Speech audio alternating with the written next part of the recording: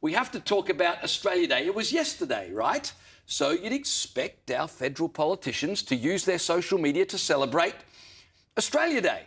But instead of posting about our National Day, senior Labor MP Clare O'Neil posted about India's. Here she was on Facebook on January 25, posting an image of an Indian flag with the message, wishing all Australians of Indian heritage celebrating tomorrow a very happy India Republic Day. Caleb and Jamie, I would have thought Australians of Indian heritage in Australia would be celebrating Australia Day on January 26. Very strange, you would have thought so. And indeed, if you look at Clare O'Neil's Facebook feed, she posted that on Australia Day she was at citizenship ceremonies, and she posted about how she told people at the citizenship ceremonies that multiculturalism was really important and that we are the most successful multicultural nation in the world.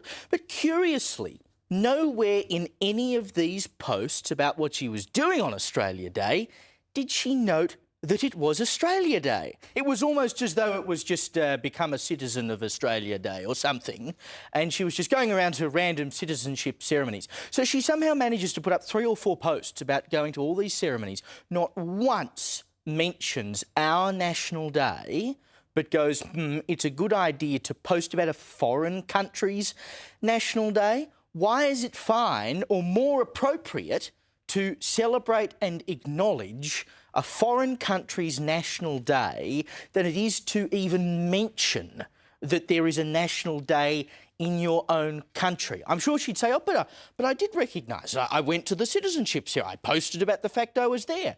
But the fact remains, she never once by name mentioned Australia Day. I wonder why that would be. You're spot on, Caleb. I think it's awful that you go out there to citizenship ceremonies and welcome new people to this country, and yet you don't actually acknowledge how wonderful Australia is and the day that we are celebrating. I don't have a problem with MPs posting about India Republic Day. We saw Chris Minns do it, as well as opposition leader Kelly Sloan. I'm sure others did too. I haven't actually gone through and looked at everyone. Chris Minns turned the comments off his social media post. But then they both also posted extensively, though, about Australia Day. There were pictures of them out celebrating in different ways. So they both posted the night before January 26, just to say to everyone celebrating India Republic Day tomorrow, which they have been celebrating since 1949. So it's not like it's something that's just suddenly popped up. But they did post that, and then the next day on actually Australia Day, they were then celebrating, as they should, recognising the amazing country that we're in. So I don't have a problem that they posted it the night before, but I do have a problem if you don't also acknowledge our beautiful country and celebrating Australia Day. But my problem with this is our politicians go on about social cohesion, right? We're committed to social cohesion. It's the most important thing right now. Well, if you're committed to social cohesion, you're encouraging Australian Indians to celebrate Australia, not the country they came from. First and foremost, if you live in this country, Australia is essential to your identity. It's incidental that you came from that country or that country. So rather than emphasise the fact that Australian Indians are Australian, they've emphasised their Indian nationality or background. Now, you posed the question, Caleb, why would they do that? Could it be because for all their talk about social cohesion, they're far more concerned about, I don't know, votes? And this is the thing, right? Once you have a large group of migrants from any particular country or population in your country, you do actually have to appeal to them in order to garner votes. And so you end up in this position, as it would seem now, it's almost compulsory to genuflect to other cultures and people of other ethnicities and nationalities in order to shore up your own voter base. Of course, we've seen how Labor has done it, particularly in Western Sydney, when it comes to Middle Eastern populations, because it's just the way you have to play the political game in order to make sure that you keep your seat. But it didn't used to be this way. There's an acknowledgement that there are people here from other countries and they have their own cultures in their homeland and national days and whatever. I remember as a kid going to a cricket match. It would have been by that time a T20 at Adelaide Oval on Australia Day, because of course it used to be the Adelaide Test was the Australia Day Test, and then we had ODIs on Australia Day and then T20s on Australia Day at Adelaide. Now we don't get any international cricket on Australia Day at all. But it was Australia, of course, versus India. And it was genuinely one of the most exciting cricket matches I've ever been to, because you've got two nations with their national day on the same day. Because it's India and they love their cricket, it was a 50-50 crowd and the place was absolutely electric. And we knew it was so good because it was both of our national days. But, 10, 15 years ago, politicians weren't running around going, oh, we must acknowledge the fact that it's also India's national day. We were all in Australia on Australia Day, having a good time. It's now become almost compulsory to acknowledge it because, I don't know, they feel like if they don't do it, it will harm them or, oh, I'm racist. I don't know. It's a bizarre position to end up in, right? But within 15 years, though, we have seen a huge increase in the Indian population here. There's more than 1 million that are currently in Australia. So it is probably also just a sign of respect to acknowledge their day, but it shouldn't overtake Australia Day in any way, shape or form. And it's so important that our politicians are celebrating it to both of your points, to keep that social cohesion, keep everyone united and reiterate just how amazing our country is. So acknowledge it, but it shouldn't be taking priority or preference over our national day.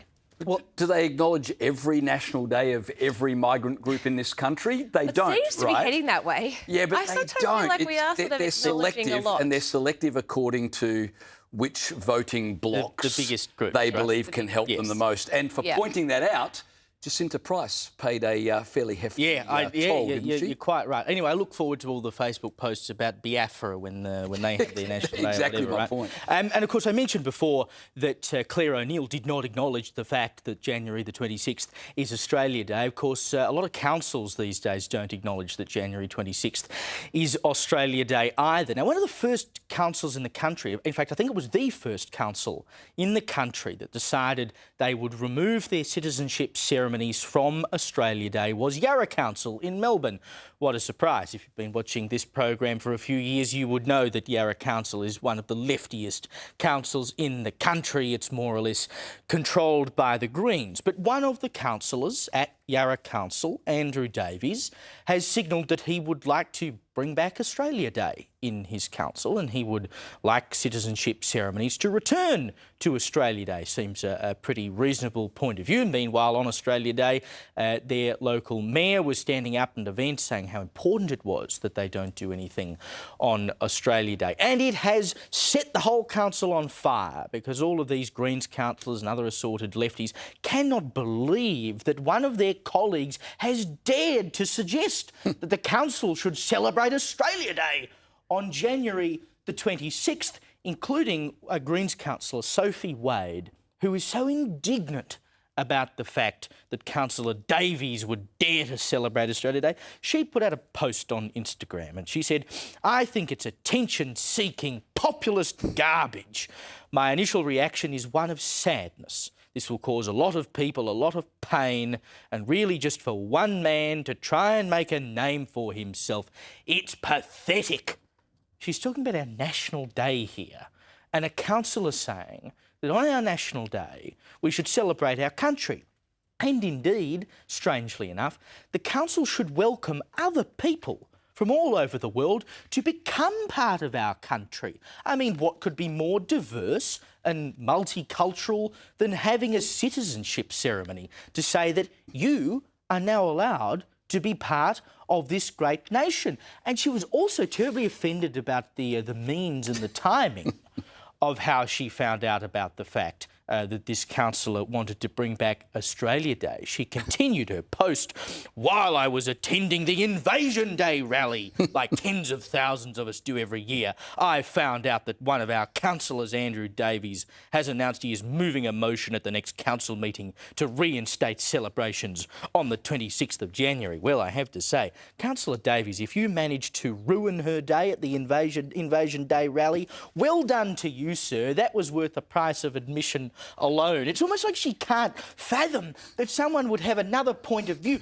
How dare he do it when I was at the Invasion Day rally?" That was my favourite part of her complaint. Yeah, me too. Of all the times to find out I was enjoying Invasion Day, I was really having a great time, and it's ruined by someone loving this country. I was also amused by the way she talked about repugnant populism and populist garbage. I would have thought the job of an elected official is to find out what is popular among the people you are supposedly representing and to reflect that rather than to ignore the popular will of the people and to become an activist when your job, frankly, is collecting garbage and keeping the grass mowed in your local park. Roads, rates and rubbish. Stick into your own lane when it comes to the council. They think they have so much more importance and big egos within that space. I always find it quite comical, though, too, that they clearly aren't keeping up with any of the recent polling as to how much people want to support Australia Day, and in particular that younger generation. I saw the IPA recently, it was 83% of 18 to 24-year-olds want Australia Day on January 26.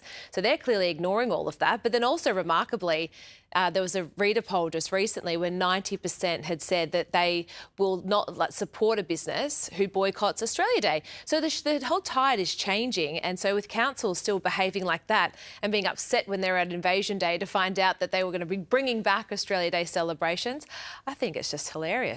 Well, of course, the issue that continues to burn, pardon the pun, well done.